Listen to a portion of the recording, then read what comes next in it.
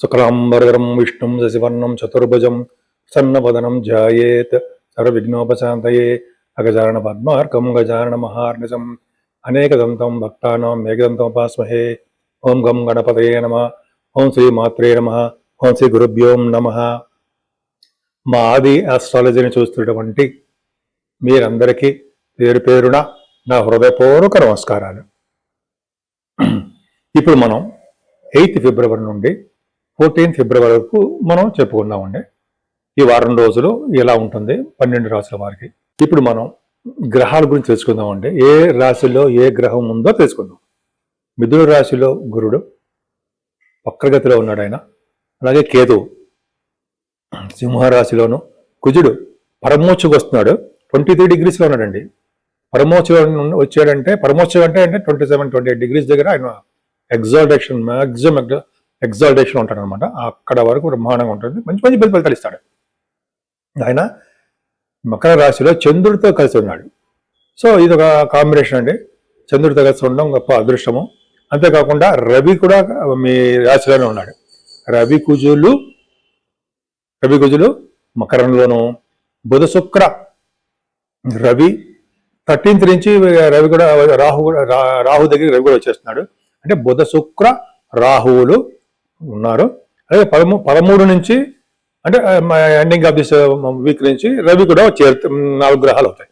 So అది పక్కన పెడితే ముఖ్యంగా శనీశ్వరుడు మీనరాశిలో ఉన్నాడు, జలతత్వ రాశిలో ఉన్నాడు. అంటే ప్రమాదాలు జరుగుతూ ఉంటాయండి. నీటి వలన ప్రమాదాలు, అగ్ని వలన ప్రమాదాలు జరుగుతాయి. మకర రాశిలోనే 4th house లార్డ్ కుజుడు 11వ ఇంటి వాడు మీ రాశిలో ఉన్నాడు, రవి ఉన్నాడు. ఇక్కడ ఏం చెప్పాలంటే మకర రాశి వాళ్ళకి కోపం ఉంటుందండి. ఈ వారంలో చాలా అదృష్టవంతులుగా ఉంటారు, కోపంగా ఉంటారు, డాషింగ్ అండ్ డాషింగ్, ధైర్యంగా ఉంటారు. ఏదైనా ముక్కుసూడిగా ఉంటారు, ఏదైనా తేడా వస్తే పిలుపుతారు. అంత పవర్ఫుల్గా మీరు ఉంటారు. గ్రేట్. అంటే మీరు అన్యాయాన్ని సహించరు, ధర్మబద్ధంగా నీతిగా నిజాయితీగా ఉండాలని కోరుకుంటూనే ఉంటారు. అది గ్రేట్. అది ఎవరైనా అలా ఉండకపోతే కోపం కూడా వస్తుంది మీకు. మీ ఇంట్లో వాళ్ళ మీద కూడా కోపం వస్తుంది. ఎందుకంటే సడన్గా మీకు కోపం వస్తుంది. ప్రేమగా ఉంటారు, గబుక్కులు వాడికి ఏమైపోతుందో, చదువు రావట్లేదనో, ఏదో వాడికి ఏమవుతుందో అని భయం తప్ప మీరు చాలా మంచివారు. అంతేకాకుండా మీరు చాలా తెలివిగా ఉంటారండి. అదృష్టం ఉంది, సంపదలు దొరుకుతాయి. ఎందుకంటే ద్వితీయ బాగున్నారు, బుధ శుక్రులు పర్ఫెక్ట్గా బాగున్నారు. మీకు బుధ శుక్రుల వలన సినిమా రంగంలో అవకాశాలు వస్తాయేమో చూసుకోండి. ఆల్రెడీ సినిమా రంగంలో ఉన్నారు. మీరు పాటలు పాడుతున్నారు కదండి, నాకు కొంతమంది ఫోన్ చేస్తుంటారు పాటలు పాడేవాళ్ళు. వాళ్ళకి అవకాశాలు వస్తాయండి. యాంకరింగ్ వృత్తిలో ఉన్న వారికి, సినిమా పాటలు పాడే వాళ్ళకి వీళ్ళు వాళ్ళ ప్రోగ్రామ్స్ రీచ్ కూడా విదేశాలు వెళ్తారు, ప్రోగ్రామ్స్లో సెలెక్ట్ అవుతారు. ధనం బాగుంటుంది, కుటుంబంలో వృద్ధి ఉంటుంది. కొంతమంది వర్చస్సు ఉంటుంది, వర్చస్సు పెరుగుతూ ఉంటుంది. మీకు ఎక్కువగా మాట్లాడే శక్తిని ఇస్తాడు భగవంతుడు. వేళపట్ట భోజనం చేస్తుంటారు. గురుదృష్టి కూడా ఉంది కదా, శుక్రుడితో కాసి రాహు ఉన్నాడు కదా ద్వితీయంలో. బ్రహ్మాండంగా మీరు సక్సెస్ అవుతూనే ఉంటారు మీరు. అలాగే శనీశ్వరుడు కూడా, ఆయన కూడా మిమ్మల్ని కాపాడుతుంటాడు. మీ చెల్లెళ్ళని కాపాడుతాడు, మిమ్మల్ని కాపాడుతాడు. సోదర వర్గాన్ని కాపాడుతూనే ఉంటాడు. మీకు ఎక్కడికి వెళ్ళినా రాజస లక్షణాలు కలిగి ఉందాగా ఉండాలని కోరుకుంటూ ఉంటాడు. చదువులో కూడా అలాగే మీరు మంచి వెలుగు వెళ్ళడానికి అవకాశాలు ఉన్నాయి. ఉన్నతంగా రాణిస్తారు, అదృష్టం బాగుంటుంది. అలాగే మీ శత్రువుల వలన భయం లేకుండా, అలాగే సంతానం వల్ల చిన్న చిన్న ఇబ్బందులు ఉన్నప్పటికీ వాళ్ళు సక్సెస్ అవుతూనే ఉంటారు. సో ముఖ్యంగా చెప్పాలంటే శత్రువులను భయం లేకుండా, శత్రువులే మిత్రులు అవుతూ, సేవకా జనం ఉంటూ, అనారోగ్య సమస్యల నుంచి బయటపడిపోతూ హ్యాపీగా ఉంటారు మీరు. అంతేకాండి వివాహ శుభకార్యాలు, ధర్మకార్యాలు అన్నీ మీ ఇంట్లో చేసుకుంటారండి. కానీ మీ హెల్త్ మాత్రం జాగ్రత్త చూసుకోండి.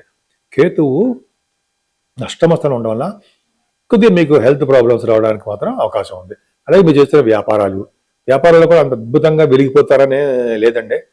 కొద్దిగా వెళ్ళిపోతారంటే అర్థం ఏంటంటే మంచి రైజింగ్లో ఉంటారని మాత్రం అనుకోవాల్సిన అవసరం లేదు. ఎందుకని భాగ్యస్థానాన్ని గురుడు చూడడం వల్లనే. కానీ భాగ్యాధిపతి ఎక్కడున్నాడు? ద్వితీయంలో ఉన్నాడు. అంటే మీ సంపదలు వస్తాయి, కొద్దిగా ఆలస్యంగా వస్తాయి. మీకు అనుకున్నంత ప్రాఫిట్స్ అనేవి తక్కువ ముఖం పట్టచ్చు అని చెప్పచ్చు. అది మొత్తానికి ఫెయిల్యూర్ అవ్వరు. సరే, మీ ఉద్యోగం గురించి చెప్పుకుందామండి. మీ జాబ్లో ఫైనాన్స్ రంగంలో ఉన్నారు జరా, చార్టెడ్ అకౌంటెన్సీ, సిఎంఏ, నాదేగా సిఎంఏ చేసుకున్న వాళ్ళకి, సిఎంఏ అంటే కాస్ట్ అండ్ మేనేజ్మెంట్ అకౌంటెంట్, ఐసిడబ్ల్యూ అనేవాళ్ళ వరకు. సో వాళ్ళకి, సిఏ వాళ్ళకి, అంటే ఆడిటర్స్ సంబంధించిన వాళ్ళకి చాలా మంచి యోగం అని చెప్పచ్చు. అలాగే విద్యా సంస్థలో ఉన్న వారికి, బ్యాంకింగ్ రంగంలో ఉన్న ఉద్యోగస్తులకి, గవర్నమెంట్ సంబంధించిన ఉద్యోగస్తులకి, మీరు లేడీస్ కూడా చెప్తున్నారండి, మీరు ట్రై చేసుకోండి, అద్భుతంగా బాగా రాణిస్తారు మీరు. అలాగే సాఫ్ట్వేర్ రంగ ఉద్యోగస్తులకి, ఏ సంస్థలో పనిచేసే ఉద్యోగస్తులకైనా మంచి ఆదాయ వనరులు పెరుగుతుంది, అదృష్టం తోడవుతుంది, మీకు సుఖంగా ఆనందంగా మీరు ఉండడానికి అవకాశాలు ఎక్కువ ఉన్నాయి. దానికంటే ముందర మీ జాతకాలు చూపించుకోవాలనుకుంటే మా ఆది ఆస్ట్రాలజీని మీరు ఫోన్ చేయొచ్చండి. ఆది ఆస్ట్రాలజీ ఫోన్ చేయొచ్చు. లేకపోతే మీరు ఒకవేళ నేను బిజీగా ఉంటే మీరు కింద వాట్సాప్ నెంబర్ కనిపిస్తుంది, వాట్సాప్లో మీరు మీ మెసేజ్లు పెట్టచ్చు. నేను మీ జాతకాలు తెలుసుకోవాలనుకున్నా, ముహూర్తాలు పెట్టించుకోవాలనుకున్నా, ఇటువంటి అన్ని రకాలైన ముహూర్తాలు కూడా మనం చేస్తూ ఉంటాం. మంచి మంచి ముహూర్తాలన్నీ చేస్తూ ఉంటాం. గృహప్రవేశ ముహూర్తాలు, అలాగే నేమింగ్ సెరమనీ అంటాం కదా, పేర్లు పెట్టడము, అంతేకాకుండా చాలామందికి పెళ్ళిళ్ళ ముహూర్తాలని, అలాగే ఒడుగు ముహూర్తాలు, అలాగే మనం చేస్తూ ఉంటాం. మన ఆది ఆస్ట్రాలజీ నుంచి నేనే చేస్తూ ఉంటాను. కాబట్టి మీకు ఏమైనా అవకాశం ఉంటే చేర్చుకోండి. ఇంకోటి ఏంటంటే మీ date of birth, time of birth, place of birth ప్రతిసారి చెప్తున్నట్టుగానే ఈ 3 ఉండాలండి కంపల్సరీగా. ఉంటే ఖచ్చితమైనటువంటి యాక్యురసీ రిజల్ట్స్ రావడానికి అవకాశం ఉంటుంది. ఉద్యోగం కోసం ప్రయత్నించేవాళ్ళు, వీసా స్టాంపింగ్ కోసం ప్రయత్నించేవాళ్ళు చాలామంది ఉంటారు. సో వాళ్ళందరి కోసము మీరు చేస్తున్నామంటే మీకు ఏది అవకాశం, మీరు ఏదో తెలుసుకోవాలనుకుంటే దాని ఫీల్డ్ మనం తెలుసుకొని చెప్దాం.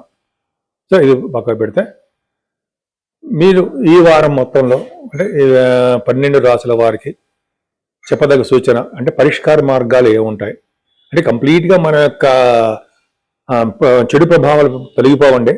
కాకపోతే అంటే కొన్ని చెడు ఫలితాలు అనేవి రాకుండా భగవంతుడు మనం కాపాడుతూ ఉంటాడు. అందులో ముఖ్యంగా ఈ నెలలో 13వ తారీఖుని శని త్రయోదశి వస్తుంది. 14ని శని త్రయోదశి వస్తుంది. శని త్రయోదశి పూట మీకు తెలియదు ఏముందండి, శనీశ్వరుడు ఉన్న రాసుల వారు అంటే 12 రాసుల వారు చేసుకుంటే శనీశ్వరుడి తైలాభిషేకం చేయించుకోవాలి. తిరునల్లారు కొంతమంది వెళ్తూ ఉంటారు, అది కూడా చాలా ఇంపార్టెంట్. అలాగే స్వామి ఆంజనేయ స్వామి వారి దగ్గర దీపారాధన, అంతేకాకుండా 11 ప్రదక్షిణాలు కూడా ఆంజనేయ స్వామి దగ్గర చేయడము. ఎవరైతే వెంకటేశ్వర స్వామి దగ్గర శనివారం 7 శనివారాలు ఇలాగ దీపారాధన చేస్తారో వాళ్ళకి అఖండమైనటువంటి అదృష్టం కలుగుతుందని, ఎటువంటి చెడు ప్రభావాలు శని వల్ల కలగవని చెప్తూ ఉంటారు, శాస్త్రం చెప్తూ ఉంటుంది. అంతేకాకుండా శని దోషం పోవాలంటే కూడా శివాభిషేకాలు ఎక్కువ చేయించుకోవడం మంచిది సోమవారం. అదొకటండి. ముఖ్యంగా ఈ శనీశ్వరుడి ప్రభావం ఉంది కాబట్టి అంటే ముఖ్యంగా ఏంటంటే కర్కాటక రాశి వాళ్ళకి బాగుంది. ముఖ్యంగా మీ మేషరాశి గురించి చెప్పుకుందాం. మేషరాశి వాళ్ళకి శని 12వ భావంలో ఉండడం వలన, 7వ స్థానంలో కన్యారాశి వారికి ఉండడం వలన, సింహరాశి వారికి 8వ స్థానంలో ఉండడం వలన, ఇంకా ధనుర్రాశి వారికి 4th భావం అర్ధాష్టమ శని ఉండడం వల్ల వీరికి కొద్దిగా శని వల్ల ప్రభావాలు ఎక్కువ జరుగుతూ ఉంటాయి. ప్రభావాలు అంటే దుష్ఫలితాలు ఎక్కువ ఉంటాయి. కాబట్టి మీరు చేసుకునే పూజలే ఆధారపడి ఉంటుంది. అన్నిటికన్నా ముఖ్యం ఏంటంటే ఈ నెలలో కూడా మనకి మహాశివరాత్రి వస్తుంది.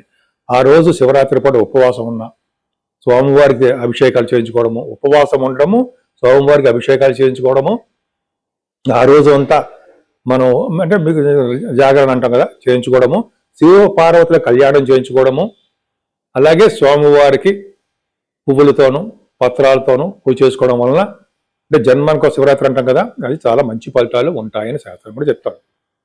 ఈ విధంగా ఉన్నాయండి. 12 రాశి వారి వరకు కూడా మీకు తోచిన విధంగా మీకు దగ్గర ఉన్నటువంటి అందుబాటులో ఉన్నటువంటి దేవుణ్ణి, లేకపోతే మన ఇంట్లోనే మనం దూరం వెళ్ళినప్పుడు మన ఇంట్లోనే ఆంజనేయ స్వామిని పూజించడం, శివుడిగా పూజించడము, అమ్మవారు లలిత సహస్రనామాలు ఉన్నాయి సరే, అవి చేయడం వల్ల కూడా మంచి ఫలితాలు ఉంటాయని శాస్త్రం చెప్తాం.